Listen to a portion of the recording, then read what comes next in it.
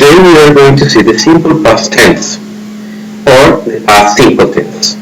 For this, it is necessary to remember what is the past or the past simple tense, and if we think what the past simple tense is actions, or we use the simple past tense to refer actions that have finished in a specific time in the past. For that, it is useful to use expressions such as yesterday, this morning, a long time, just after, when I was, last year, or finally, a specific date, such as in January 2008.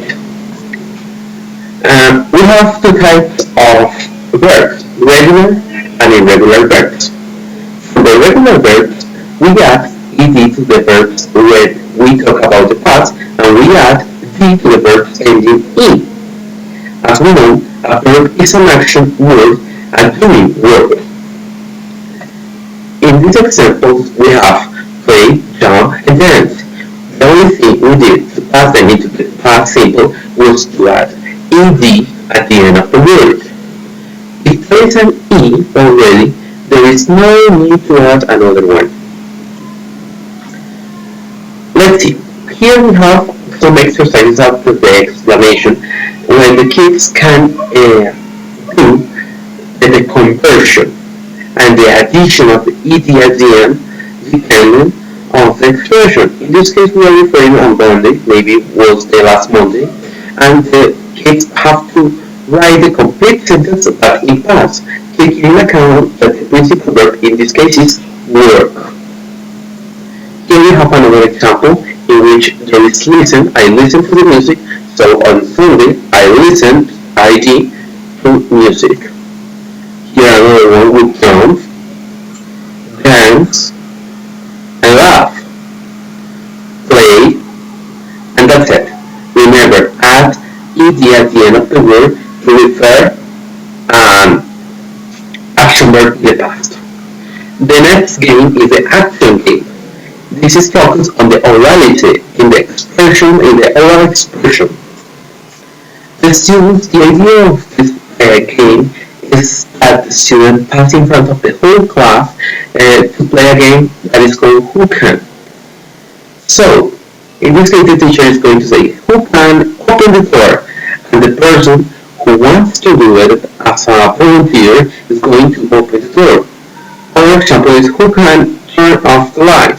And immediately there is another student who is going to turn off the light. And the same thing with the next three examples. What is the idea of this? That the student asking us, what did he or she do? And they answer in a full sentence in past. For example, if I say I'm the student, the student 1, what did she do? No, the student 2 opened the door in past, obviously. This is another game.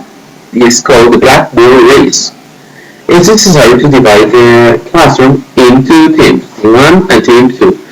Each team is going to be given a marker in which they will have to do kind of a competition to see who is the first team who complete the verb but in past. So they have to change the word or add ed at the end. Next game, say a full sentence.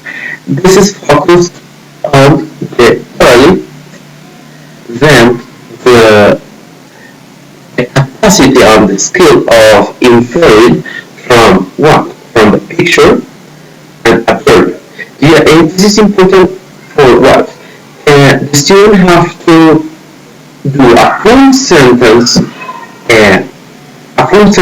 in past, taking into account that they are going just to have a verb in present and a picture. This is in case that the student have to infer what is the meaning of the verb, if they don't know, obviously, related with the picture, that is jump. So we have other example, shout, dance, obviously. As you can see here, it's clear that the man is Nancy, so the student is going to relate the verb with the action in the picture and then say a full sentence in past simple. Here we have another example. In this case, there is just one letter from the word, from the verb. So the idea is that the student invert the verb, the meaning, based on the picture, and then say the full sentence in past with that verb. Now we have here another example with the L. And finally, alright, this is another game that is change the sentence. This is focused on the grammar ability on writing. The students are going to be given a present list, verb with present and past verbs.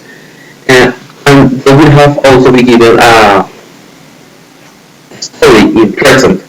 So what they have to do is to change the story to the past tense. For example, if you see here, after school I played with my pet, they have to put the id at the end of the verb play to say that the sentence is in past. The same for dance, play, cook, and other verbs that appear in the verb, in the story. This is another example, another story, where the students have to change the story from the present tense to the past tense. Finally, the phonetics. The phonetics exercises. And it's really important to do these kind of exercises. Why? Because the students try to confuse, or they try to confuse the meanings of the words, because some of them sound really similar, some of them are homophones. It's necessary that the students be aware that there is a difference. So for this kind of exercise, I use audiolingual methodology, is in other words repetition. So I put a list of words, and they have to repeat it or emit it to learn how is the correct, or how the appropriate sound of each word. Here we have some examples and another one. So the last game is an open game for them, in which the students have to develop the material for playing a game with hands, similar to Uncle Bridge or other kind of board games. So kids, this is all for you. This is all for this day, for this lesson. See you next class. Thank you so much.